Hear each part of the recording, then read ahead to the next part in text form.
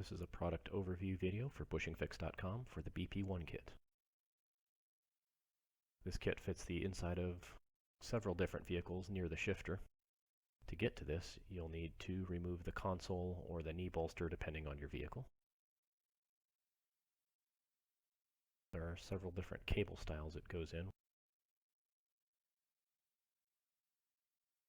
You can use the installation driver that's included with the kit. It makes it a little bit easier, but it's not necessary.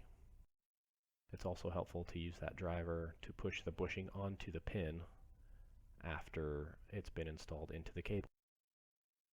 Some pins have a retaining clip, and if you remove one of those when you take this apart on the pin, you'll want to save that to put it back in when you're done.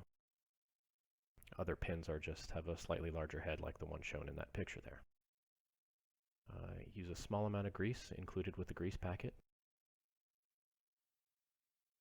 And the complete instructions are located on the website. You can order at bushingfix.com.